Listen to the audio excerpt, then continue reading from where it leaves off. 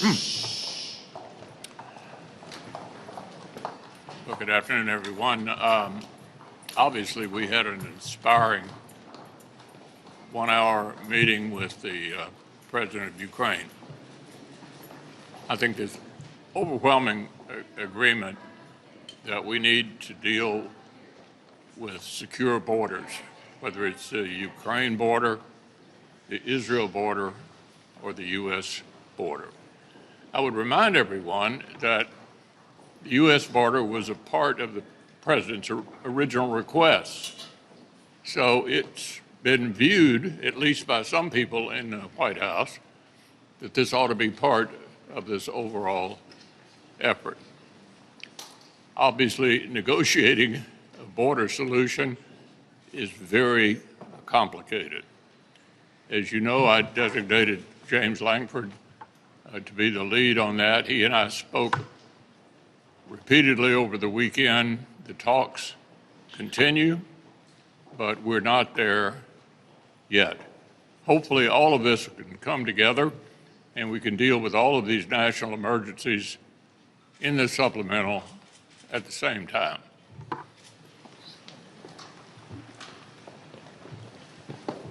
As the leader pointed out, we had a chance to not only hear from President Zelensky this morning, but also to ask questions of him. One thing I'll reiterate, and which we reiterated to him, and that is there is strong bipartisan support for assisting Ukraine. And in fact, if we could get, as the leader pointed out, a little bit of work on behalf of the Democrats to actually get some border security provisions included in the package, we could get to something that we could actually vote on.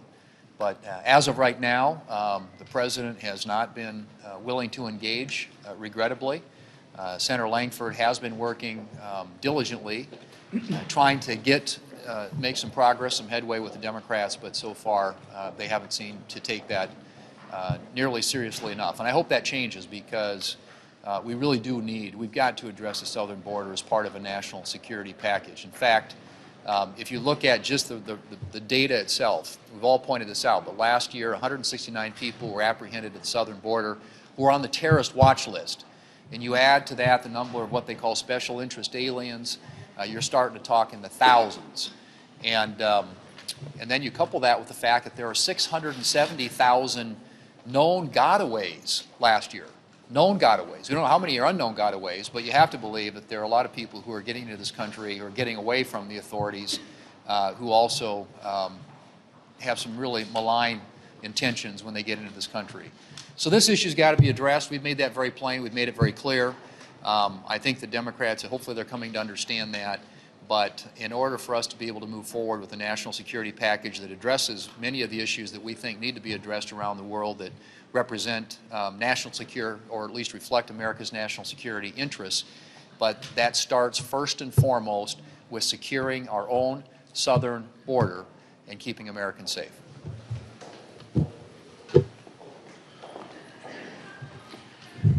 Joe Biden and the Democrats have created a deadly and dangerous crisis at our nation's southern border. In doing so, they have betrayed the citizens of this country and undermined our own nation's security. In terms of the size and the scope and the significance of what is happening there, this crisis is getting worse every single day. It's incumbent on Joe Biden and the Democrats to work with Republicans to end the crisis and secure the border. We need to do this for the safety and security of our nation. The southern border is an international hotspot for terrorists, for traffickers. Just last week, the head of the FBI came to Congress and testified that he is seeing blinking red lights from all around the country in terms of the threat of a terrorist attack here at home. And still, day after day, 10,000 illegal immigrants cross our southern border. You know, I remember when President Obama's head of Homeland Security said 1,000 illegal immigrants a day overwhelm the system. So it's no surprise that people are angry and they're afraid. 10,000 a day translates into over 10 million in a 4-year term of Joe Biden. And this flood of illegal immigrants, who are they? Well, some are criminals. very dangerous individuals, drug dealers, people on the terrorist watch list.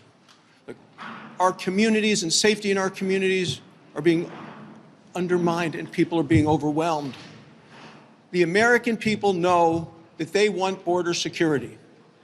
Republicans have offered reasonable solutions that will work to help make our communities safer. If there's going to be a national security bill, it's going to absolutely have to include border security measures, or there's not going to be a national security bill.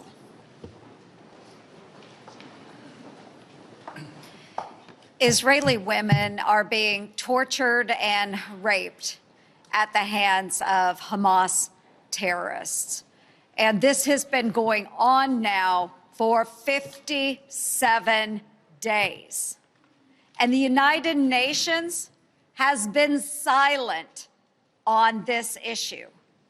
Now, previously, the United Nations would have decried these actions and called it an abhorrent war crime. But not now. Why? Because these women are Jews. October 7th was the bloodiest day in Israeli history.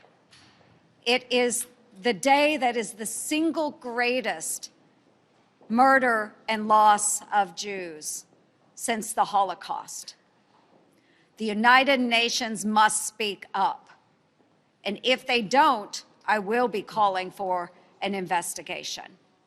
We need to come together, let women's voices all across this nation be heard in defense of those that can't speak out for themselves in Israel, in Gaza.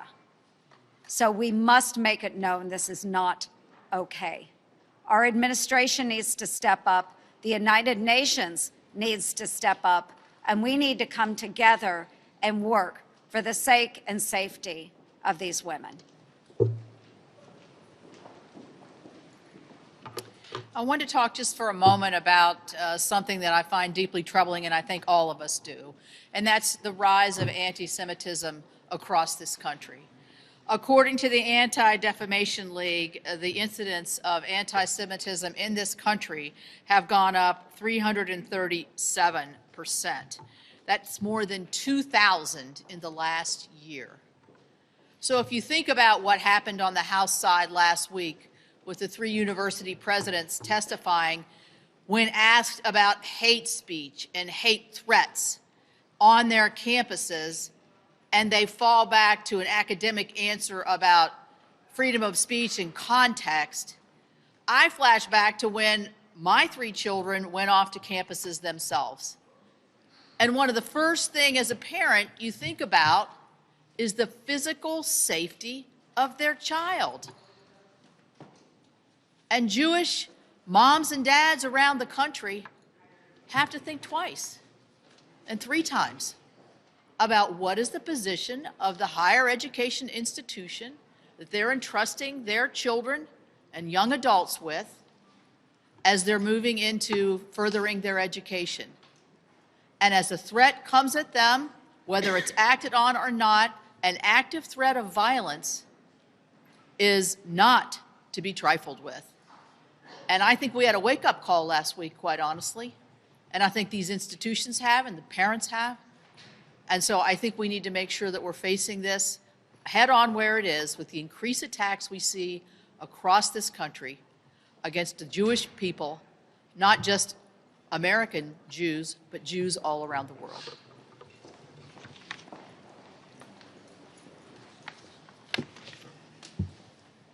As you see the news every week on what's going on at the southern border, one might wonder, are things getting better? Or how could they possibly get worse? Let's look at the numbers for a moment.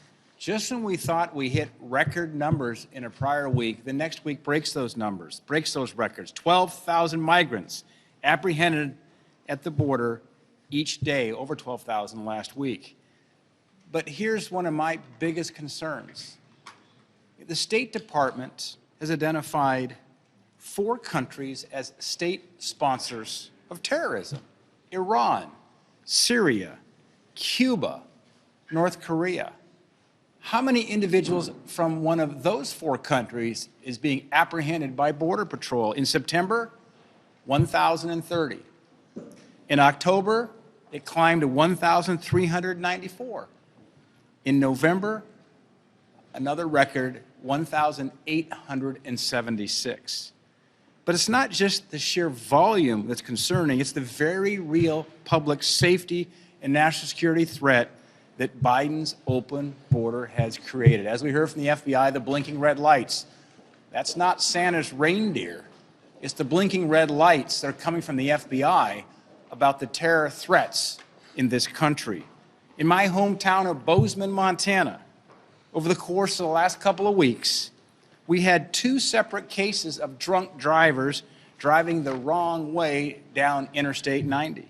Turns out both drunk drivers were illegal immigrants.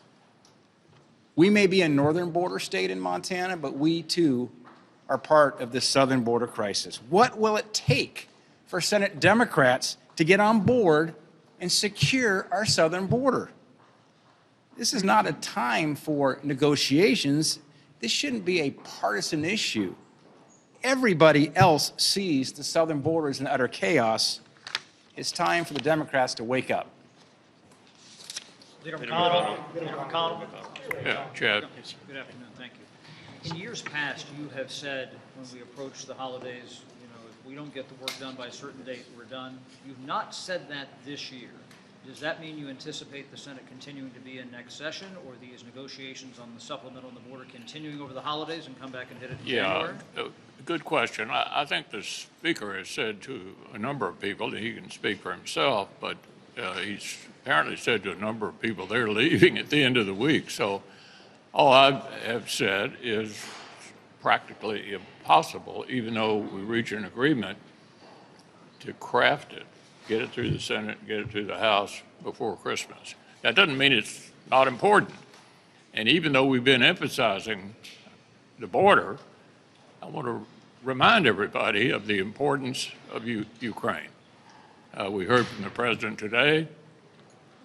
He is inspirational.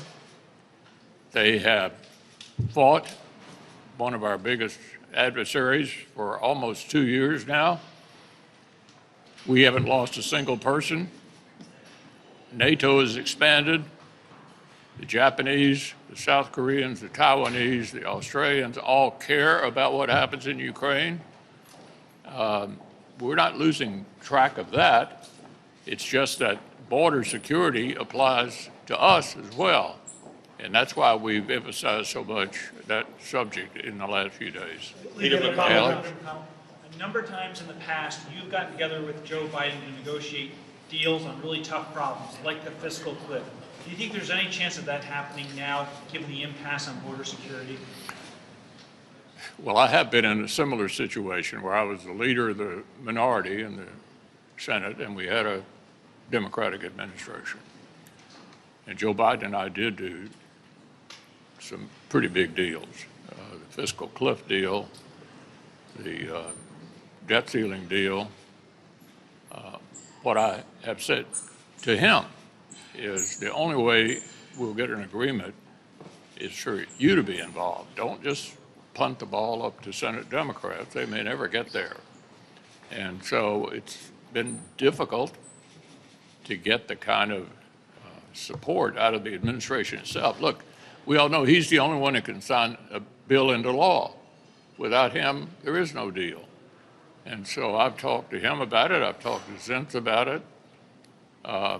Some indication last night that maybe they're going to finally engage rather than just sending James Lankford and his team back to Senate Democrats. So just to sum it up, there won't be a deal until Joe Biden and Republicans reach an agreement.